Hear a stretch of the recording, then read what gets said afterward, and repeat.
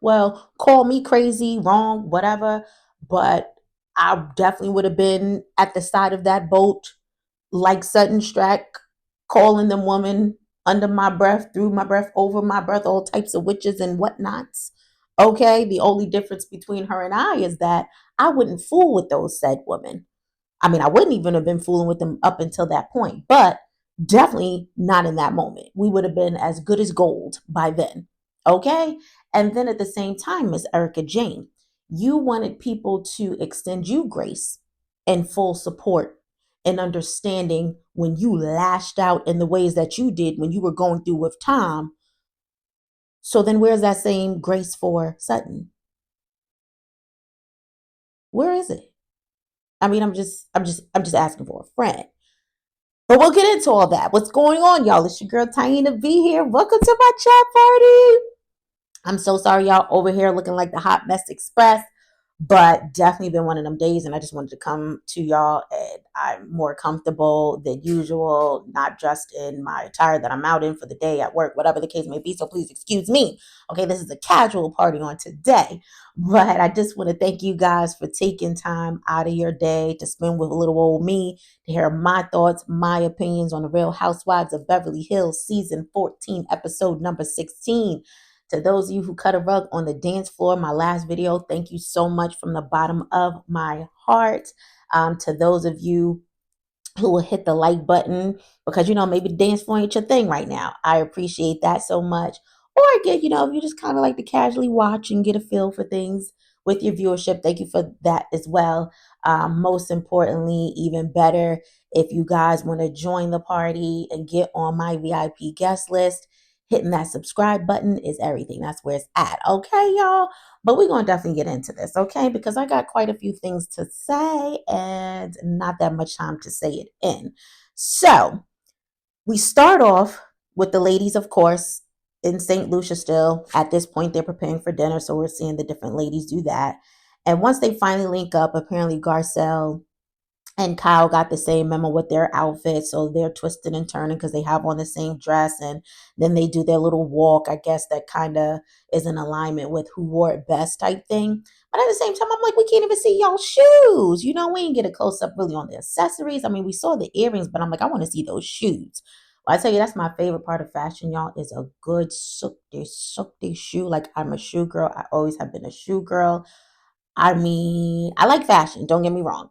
I can make an outfit work, but shoes, I just don't, shoes just do it for me. So whatever the case may be, it was kind of hard to judge that. I will say though, at the quick glance, I probably would have gone with Kyle only because I like that dress better with a ponytail. I could have done without those two little pieces she had hanging. Maybe if she had it all slicked back with the pony or a nice braid going down or maybe a bun. I don't know. Either way, or moving forward. So now they're at dinner. And sidebar, did Dorit say she doesn't like walking around naked around her husband? Wow. I was like, okay, that's different. I don't know that I've ever heard that. Like, what? Huh? Like, I can understand dating at first, or I don't know. That threw me right quick. But anyway, so as soon as Dorit uttered Sutton's name, I said, here we go with the BS. Here we go, y'all. Here we go. Let's get ready for this ride because it starts right now. And she says the last few months, Sutton has been mean spirited to her. And she's wanted to overcome and get back to a good place, but that wasn't on the table. This actually sounded like the inverse to me, y'all, because it's like Dorit has been the mean spirited one to Sutton, and Sutton's tried to overcome and get back to a good place, but instead has to keep defending herself because Dorit won't let her get there. Case in point, later on in this episode. Case in point, really at this dinner, but okay. Thank you, Sutton, though, for responding with the fact that they have all failed each other. And that shouldn't just be put on her. And I agree with that 1,000%. At the same time, I'm sure some would say, yeah, but in this moment, we're talking about Sutton, and that's all well and good. But again, when you keep coming at me with stuff, it's like, just just let me be, knock it off. You know what I'm saying? And so I think, well, we know obviously she's to that point. And so Dorit brings up to Sutton forming, she's the one who formed the idea that when there's an issue that they should put it on the table and talk about it. But when it comes time to do it, Sutton rejects it and wants to go lower and have an issue. And it's the gaslighting 101 for me, y'all, because it's like, how do we get to these points though? Like I always ask, and why do we get to those points where she goes low? Let's stop and think about that, Dorit, okay? We know you ain't going to do it, but I'm going to just throw it out there. And though some of the ladies, come to the defense of Sutton, and then I feel like Erica was at first, and then she was starting to take that turn to the left before Sutton cut her off. Sutton says she's not doing it right now with them, pretty much like getting into it, and they're not about to beat her with a stick. And I don't blame her. I feel like she's rightfully in her era where she can say and do that. So I feel like just going back a few seconds ago to even that point where it's like, you know, you just, it's one thing if Sutton just started acting like this out of nowhere without justification, but it's the fact that she's had to endure this for so long that she has a right to be to the point where she's like, nah, I'm not about to do this with y'all, though. I'm not about to explain this because we've been here and done this 1,000 times before and it's gotten me nowhere and clearly will continue to get me nowhere. And so Dorit says Sutton can't become a victim every time. Says the one who's the poster child and the brand ambassador for being a victim, whatever. She even stated at the onset of this conversation, you've been mean spirited to me, which again placed her in the role of victim, but I'm gonna leave it alone. And so Sutton tells her, don't tell me what I can and cannot do, Dorit. And in that moment, I would have preferred Sutton to actually just look at Dorit like the silly person that she's been and not even say anything to her, not give her anything at all. But then again, at the same time, had Sutton done that, Dorit would have been, the main one, not letting her live that down either. It would have turned into, oh, Sutton, I mean, I put my heart out and you have nothing to say? I'm hurt. So I had to pause the TV at this point and think for a moment because I said, hold on, hold the mother freaking phone.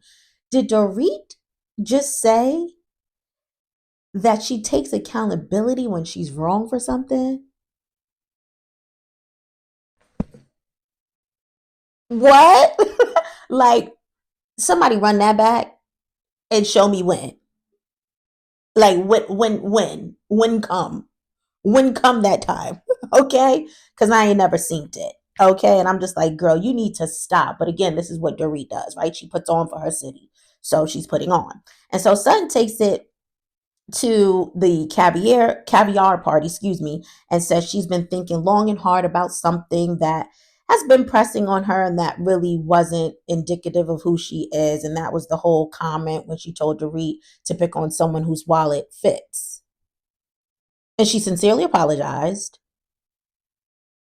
I mean, I guess.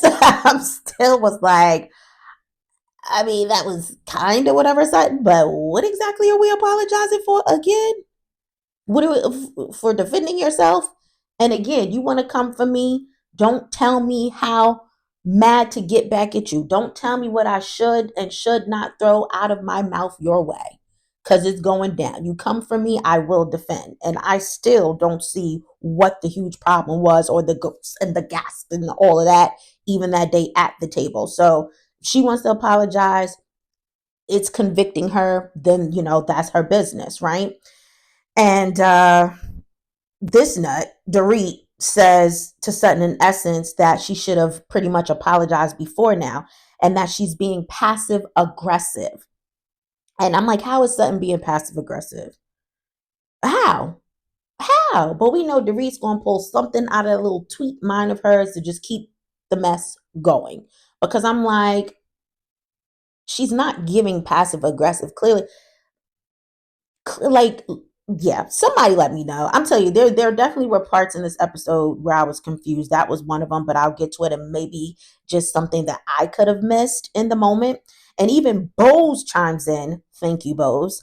for holding your friend accountable, and was like, Dorit, she's apologizing to you now. Like, it's in your face. Like, come on, girl. Like, I know usually I'll be trying to hold you down, but I mean, this is just the real obvious. I mean, other stuff be obvious, but this is like obvious that I can't even defend you in this, and the Dorit just being herself, she she just can't help herself, right? So she's unnecessarily trying to keep her foot on Sutton's neck. She just doesn't want to see it any other way. She has her mind fixated on the fact that she cannot stand Sutton, and it's going to stay that way. And there's nothing Sutton can say and do. And we'll get into that a little later on with the fact that it's just a thing where she doesn't know what to trust from Sutton, but I think that's a crock of crap too, because Dorit is a walking crock of crap. But anyways, Sutton then proceeds to repeat her apology, which I thought was wildly insane. And this is where the part comes in of Sutton just wanting to be liked, in my opinion, because why did Dorit deserve the second attempt at an apology after calling her passive aggressive even in that moment? Like, I'm having a sincere moment with you. I'm telling you that I'm sincerely apologizing. Her energy, you can tell, even you said it yourself indirectly, Dorit, in the last episode that Sutton came in. Like, you could tell her energy had shifted, like, I'm in a bad game. So if you knew that, then you should know that something's been weighing on her and she is trying to make this right. People are human, right? Y'all don't allow Sutton to be human, but people are human. And so I just feel like for that second apology, that's too much work put in for someone who doesn't see it for you, but to each his own. And so Dorit, not trying to really hear it, of course, Bose calls her out again, surprisingly, and Erica saying in her confessional that she doesn't really blame Dorit because Sutton offends and apologizes so much that you don't know what to believe. And I'm like, okay. So now we have Bose who asks Dorit if there's something she can take accountability for, and Dorit gives Bose a look like, girl, like, have you gone mad? Are you questioning me when it comes to Sutton? You know we gonna talk later, right? You know this is a problem. You know I'm not feeling this. You know you don't got on my bad side. And so she didn't say all those things, but you can definitely tell she was thinking it because we know how Dorit is. If you ain't going team her all the day long, sun up to sundown, it's going to be a problem. Anytime you step against something she says in defense of someone else, especially that someone being stunned, no, it's a problem. So in that moment, because I told you, I pause, I take my notes. I watch, pause, I take my notes. So I don't know what's coming. I was like, oh, I bet you we're going to see this conversation. Or if Dorit doesn't have the conversation with Bose directly, she's going to complain about Bose doing this to someone. Ain't no way she going to let this slip and slide. Right? And so, excuse me, Bose asked Dorit, oh, yeah. Excuse me. So, um, sorry, y'all, just lost my place in my train of thought. So Dorit then, after looking at Bose all crazy and whatnot, goes to the whole drinking thing. And even that, I feel like while she did apologize, obviously it wasn't sincere. A, because someone had to tell you to do it like before. And then B, it's like she puts it out there, but then just adds to that with, oh, had she just come to me without the B part, like I would have, I don't remember her exact words, but she made it seem like she would have understood more in that moment and been more empathetic that what she said was offensive. And I'm like, again, another doggone lie. Another mother freaking lie. First of all, to me, this is like one of those apologies that aren't a real apology when you add but to it. So what she just put on the end of that was a but, in my opinion. Let's not talk about how it should have, would have, could have been done. It was done a certain way. You played yourself in the way that you did it. It wasn't a joke like Sutton says, so I'm glad she corrected you. So once again, Dorit, let's stop with the BS, okay? Like, definitely looking crazy. So they accept that for what it is. Bose claims it's a start to moving on. She says she's glad her and Kyle now have been able to just connect and make some progress with one another. And she said from that moment, whatever Kyle had to do, or whatever she had to do to help Kyle, she would. And she said God answered her prayer when she went to Solo House a few days later and just happened to be seated across from Mauricio and his girl. And so from there, she sent Kyle a full report that same day with a voice note recording. Not sure if you guys are familiar with it. I know it primarily from iPhones. I'm sure there's with Android certain ways that you can record, but it's something that I definitely use religiously. And it's just an audio message that you talk, to someone instead of typing out a text or giving them a phone call and sending it to them. Definitely my BFF. And so we got a chance to listen to that a little bit. And it was a cute way just to kind of break some bad news to Kyle, and how you would to a friend, right? Just adding the jokes in for some laughs, even though it's heavy, heavy information. Like Bo says, just being a girl's girl. And so from there, Garcelle then brings up Morgan to Kyle, saying they tiptoe around it and they don't know what the situation is. And so here's another segment of the show where I became a little confused, and y'all have to help me out with some clarity and understanding, but I'll get there.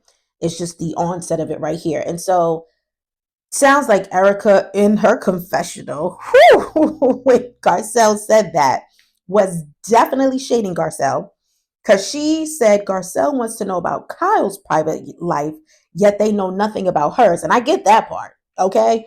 But then she proceeded to say that she had a roster in the 90s. My God. Wow. I don't know if that hit y'all like that hit me. I said, oh, man. Wow. That was like, oh my God, like not a roster of all, a roster. So you just put it out there. She was doing it and doing it and dipping it and doing it and doing it and doing it and dipping it and doing it nonstop. Like that makes her sound so bad. Okay. And some of the people she said she kissed or she went out on dates with or whatever, dated, that don't mean it was all intimate and she was out here, slinging and banging and foreign and whoring. Like I was just like, dang, not a roster of men. And in the 90s, oh my God, even though that was like one of the best periods in life. But the night, like it sounds so bad. Like almost to me, in other words, I say you was a old in the 90s, okay? Or from the 90s. Like you old and washed up.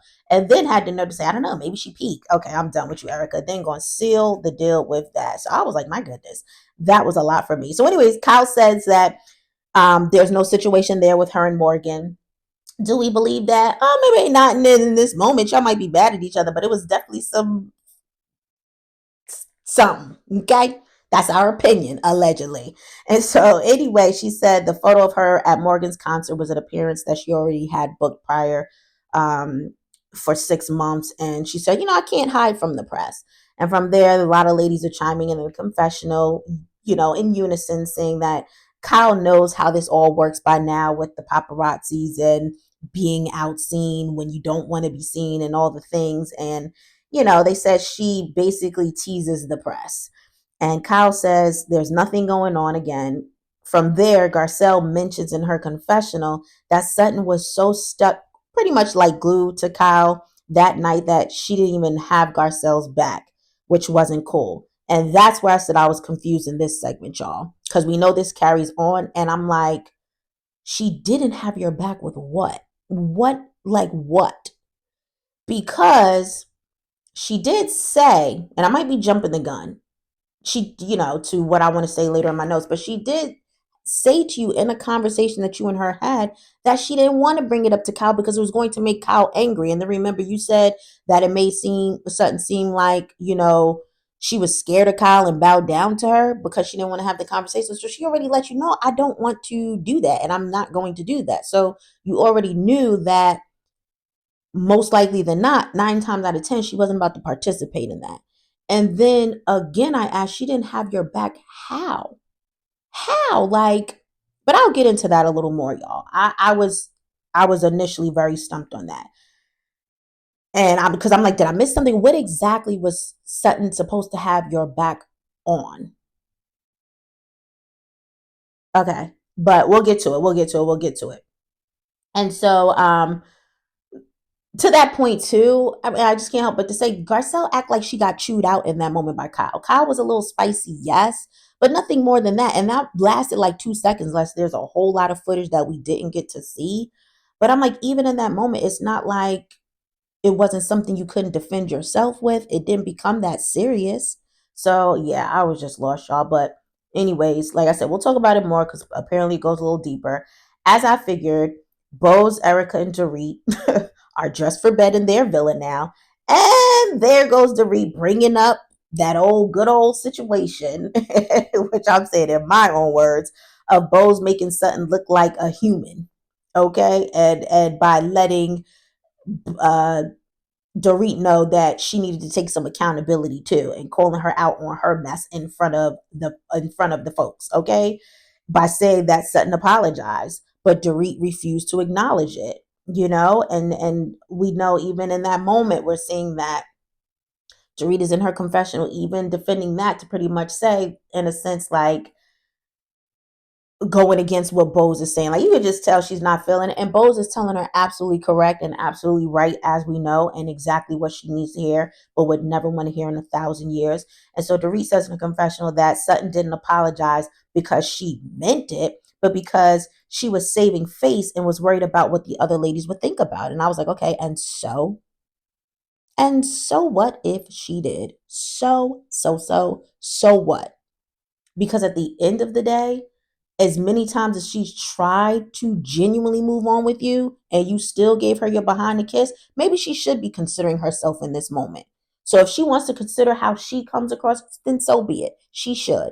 Let her handle it however she wants to handle it. At least you got that much from her. She would never get that from you in real deal, Holyfield, real time. Has she ever? So, girl, go on with yourself, okay? Go on with yourself. And um, I just was like, again, the nerve of it all. Like, I feel like you're a whole joke in these streets, Dory, but okay. Anyways, and at the same time, let it be about something too, because maybe she wanted to genuinely clear her own conscience for what she said. So again, another moment where she's allowed to be selfish and it not really be about you at the end of the day. What they say, forgiveness is not for the other person, so that ain't for you, Dorit, too, or moving on or apologizing or whatever, but it's for the person themselves that, oh no, okay, I said that all wrong. We all get my point, right? So that is about forgiveness, right? You forgive the other person who's wronged you and you move on because that releases the power that they have over you. But I'm gonna say that applies too to even me having to, give you an apology. Okay, I can do it because it makes me feel better and I've got to let go and move on with my life and not give you any power and control over my thoughts and emotions. And so I said, thank you, Jesus. Bose is paying attention. Clearly, we'll see. I'll have to retract that statement later on. But in this moment, Bose is paying attention. I knew she was too intelligent not to be seeing what we saw, because she then says that she now sees Dorit is not only, or she doesn't only know how to give apologies. So let me rewind. Dorit not only knows how to not give apologies, but she also doesn't know how to receive them either. And I just wonder, it'll be interesting to me should Bowles return next season, which I'm pretty certain that she absolutely will. I think that Bowles overall is fabulous. She's had some moments where I've been a little annoyed with her and a little perturbed by how she's handled things, but I just think she's wonderful, and I'm sure people out there will love her galore. But I still want to know what Dorit and her dynamic will turn into with time. Once Bowles gets to be around her a little bit more and hang with her more, I just wonder if they'll last, and I'm not wishing them anything that's not well in their friendship, but I just wonder, what I'm saying? Like, I feel like if I could take a good guess, I feel like Bowles is going to really get hip to the game and be like, yeah, no, girl, enough is enough is enough is enough. I'm good off you. But we'll see. We'll see. So she says to Dorit, what do you want her to do? Meaning, what do you want Sutton to do? And I'm like, girl, that's the question I've been asking for seasons. But okay. And Dorit says, in order for them to move forward, it's got to be more than just words. And words comes from Erica, who completes Dorit's sentence. In other words, she gets where Dorit's coming from. And Dorit wants to just let things be and see how it develops, to which Bose advises that's not a solution. Just a way to put things on the back burner, and it doesn't solve anything. And Dorit says, maybe there isn't a resolution. I'm like, thank you. I agree. That is actually the solution, that there isn't a solution and y'all need to leave each other alone. Been saying it, going to continue to say it, and that's just that. Never look back. So over in the other villa with Jennifer, Garcelle, and Sutton, Sutton is saying she won't be apologizing to Dorit again, and that she was so happy Kyle had her back in the conversation.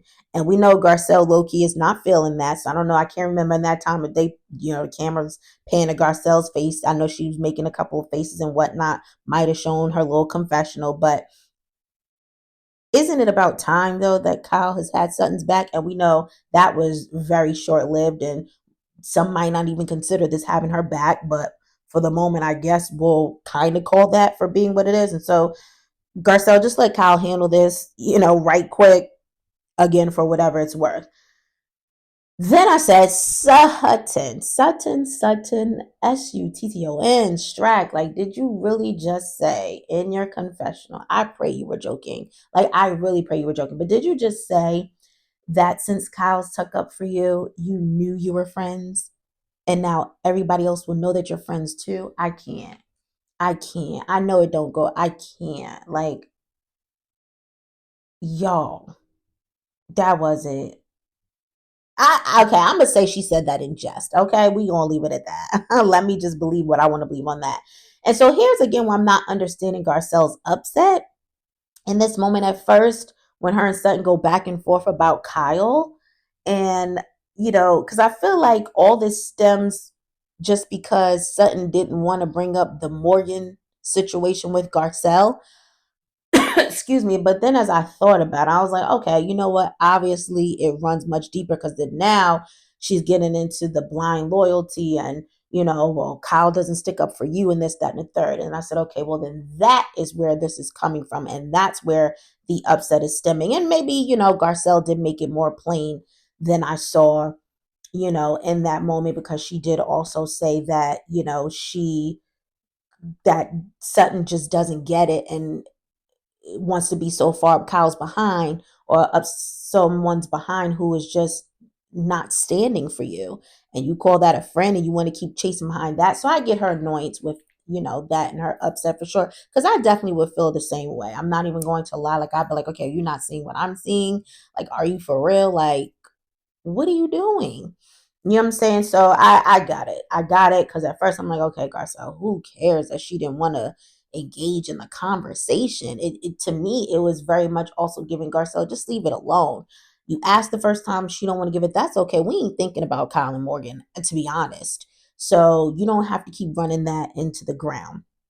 And so they have their little back and forth, which was pretty even kill, but obviously there was upset for Garcelle. And Garcelle walks off, she's like, I'm going to bed. I'm going to bed. She just didn't want to deal with it, which I think was a great idea. Just kind of sleep it off and start fresh the next day, which is what they end up doing. So they wake up, they sit and have breakfast, the two of them, and they talk about the night before. And Garcelle says that she was in her feelings because she felt something was being too protective of Kyle.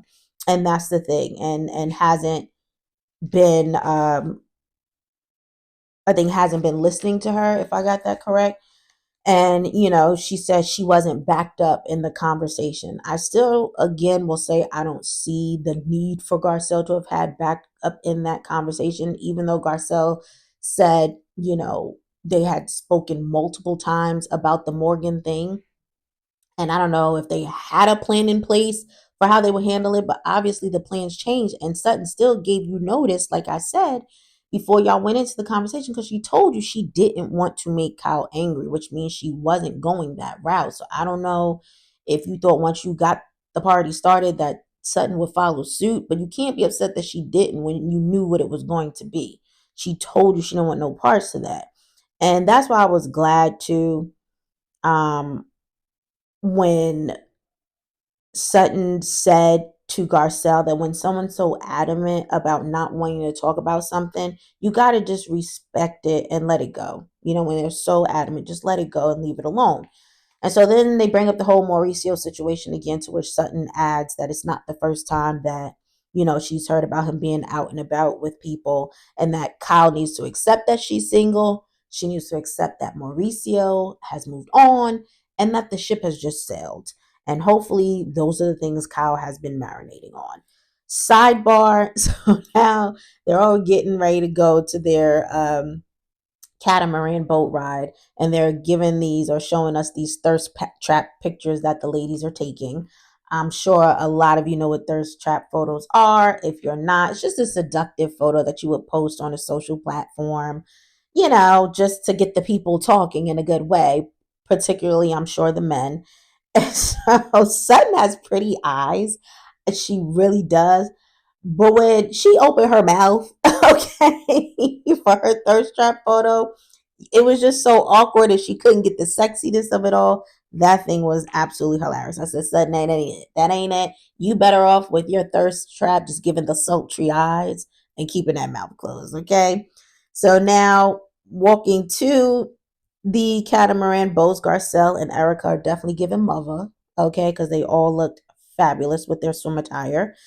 And going for their nice sail. They're on the boat. Now at the front of the boat, we have Kyle and Dorit who are just kind of chopping it up about much to do about nothing.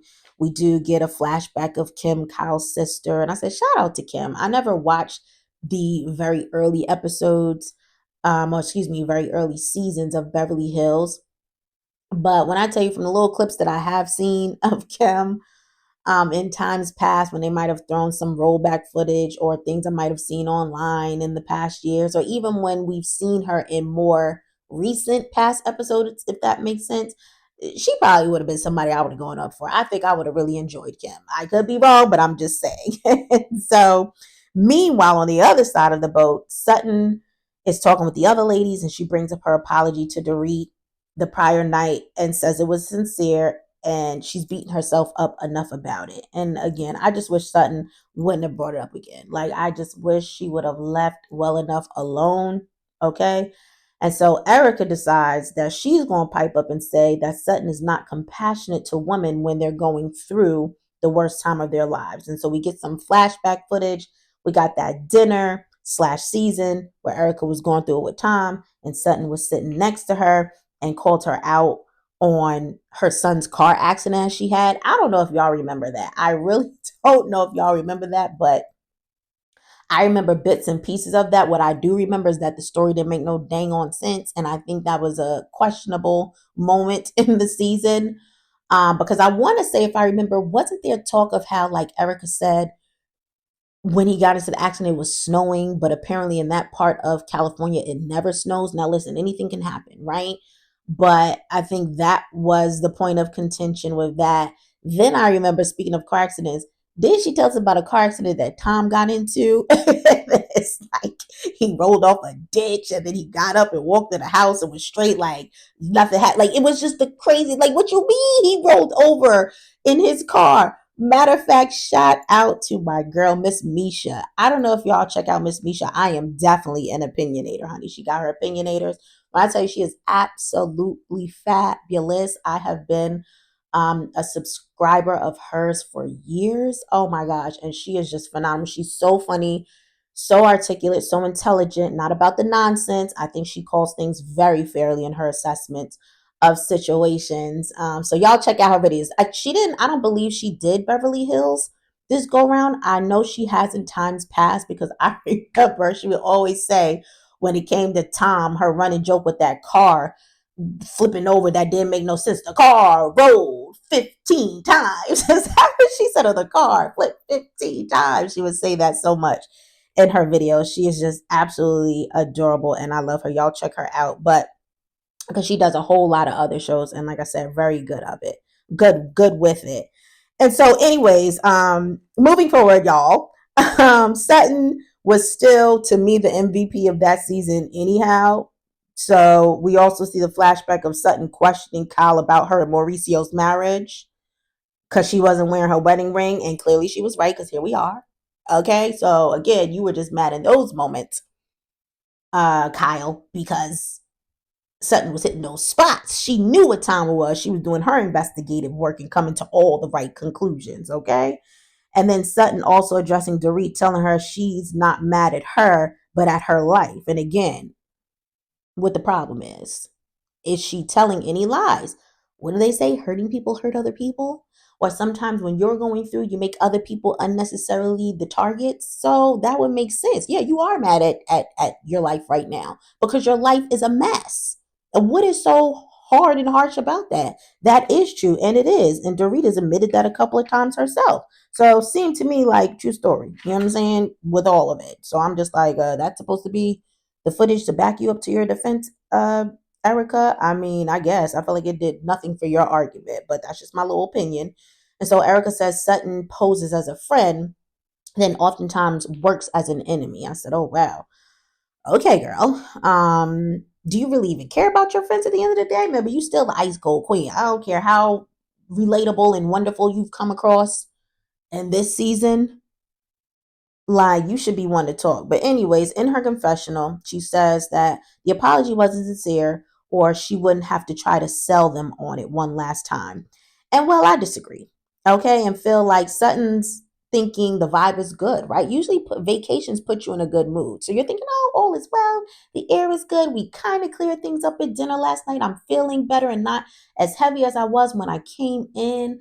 Erica just paid me some compliments, with what I got on, and asking me about my weight and this, and helping me on the boat. So you're just thinking all is well in the land. So why not? Again, what I had brought it up, I wouldn't have, but I kind of get why she would, and so it just goes back to Sutton's initial issue. She is a people pleaser, and she just wants them to like her. And so Sutton tells Erica to say she mistreats women at their lowest point is a very strong statement. And it's quite frankly not true, in my opinion. I feel like all we've seen is Sutton support woman. Yeah, she might turn around and do something, but again, why does she turn around and do it? And I get that that could still make you come across as, not overly sincere, right? That could pose question, but it's like, again, it's just that I'm a human, and you keep coming at me. I have to defend myself. That doesn't mean that I didn't meant what I was giving to you in that moment. That doesn't mean that I wasn't giving you my true authentic self. But I'm also not going to let you keep stepping on me, every single time. And so we also get another flashback to Eric's point of uh, Sutton gifting Erica with what was it, a divorce care package, and then turning around in the same token and questioning her about the 20 million that was going into her LLC. And I'm like, yeah, because none of it made sense. Like, and it raised a lot of suspicion amongst all the ladies. So why wouldn't Sutton have asked? And I feel like, Erica, if you weren't in the hot seat that season, where Sutton was coming from would have made all the sense in the world to you had it been somebody else, for sure. I promise you that. And so Sutton was asking the right questions and the bold questions, and was the only one with the questions. So shout out to you again, Sutton. Again, one of her best seasons, if not her best season.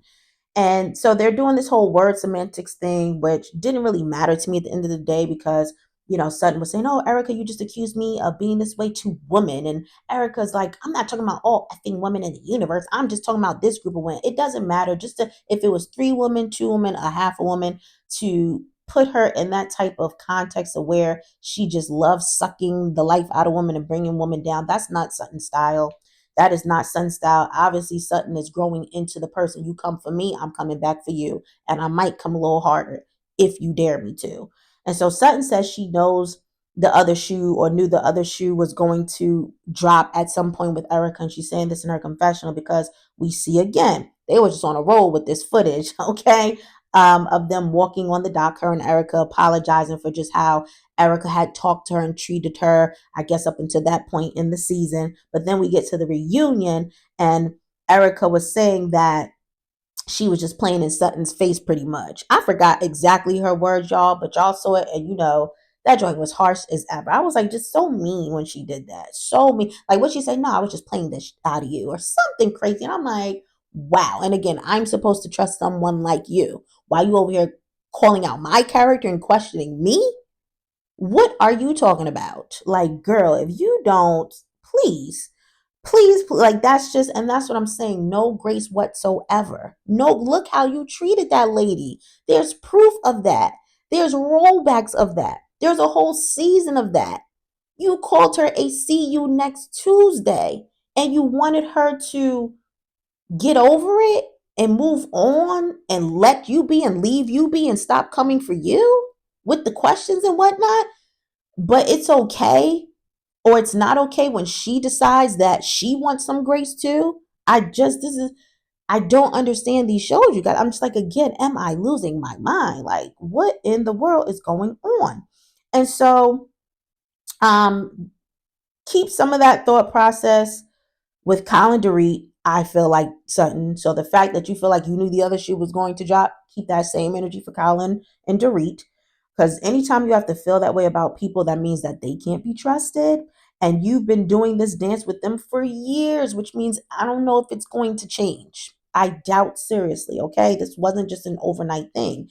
And it's been too long, and it's time to leave them be. Obviously, we know Sutton struggles with that, though, right? We really do. But she's got to do better with that, and she's got to get stronger for herself in that regard and work it on out. And so Kyle is sitting there chiming in on Erica's behalf, flip flopping per usual.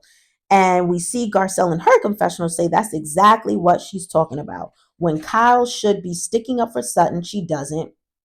And Sutton asks Erica, "What do y'all effing want from me?"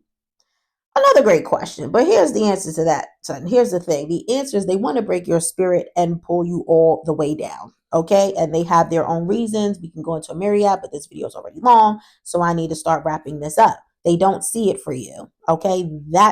They want you to disappear. That's what they want.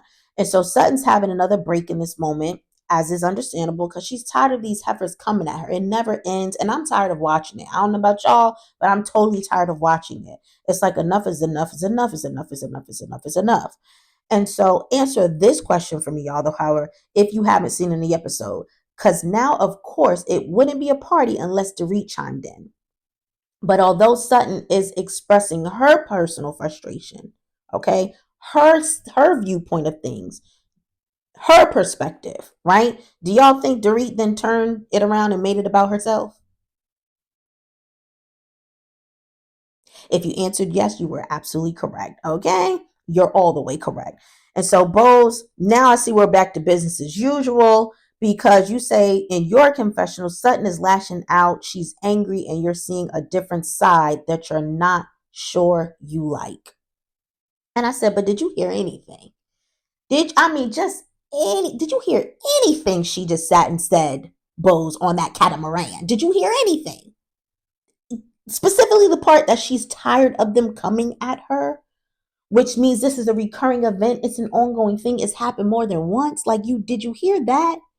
I know you've got to understand that. Huh? And I'm like, oh man, we just took like 15 steps back from the beginning of this episode. And I don't even know why Dorit asked if Sutton if she wanted to move forward. I'm like, just stop, Dorit. Stop with the circus show. Okay. So Sutton gets up to go take a breather, to be to herself. And Garcelle says, although she doesn't like the pile up on Sutton and catch those words out of her mouth, because it absolutely was a pile up like it has been in the past too, and just in general, the point of it all, the point of why Sutton starts acting the way that she does in these episodes, but then everybody else is scratching their head, the pile up of it all. Okay. She says she's not going to come to Sutton's defense because Sutton didn't come to hers. One of y'all, again, I ask, please hit the dance floor and let me know where Garcelle is coming from because I don't even almost see it. I don't even almost see it. I did see it when she said she gets frustrated with the fact that Sutton keeps coming to Kyle's defense or Sutton keeps riding with Kyle and Kyle don't even almost do the same for her. I get that. But having your back with what? She doesn't have to have your back on that. That's a her and Kyle thing. What didn't she have your back on? Did Kyle tell you off and it wasn't shown and Sutton just sat there? Because again, I know you can't be talking about this little 5-second conversation where you asked a question, Kyle gave you a response, and then it was done. I know you can't be talking about that. So y'all, please help me out. And I'm so dead serious. So then from there, we're hit with a to be continued, and continued it will be. I think it's the season finale, the next episode. And I think I'm kind of glad about that. Like I said, I'm tired of seeing these delusions when it comes to Sutton and how she's behaved and all the things. So y'all, the music is on, the dance floor is lit. I need you to do a 2-step and help me out with some of my questions I have had, y'all. Give me some different perspective on what I am missing, or if you feel like I'm not as crazy as I'm feeling, I would appreciate that too, okay? And if this video did not find you in good spirits, I hope somehow, some way, it put a little bit of a smile on your face. I will be back next week to do it all over again. I appreciate again each and every one of you guys so much from the bottom of my heart. I'm so appreciative of the ability to be able to just come and chop it up with y'all and know that some people, my folks are out there listening to me. So thank you so much. Okay. So until I return next week, y'all know what to do. Y'all stay up. Y'all stay blessed. And I'm out. Peace.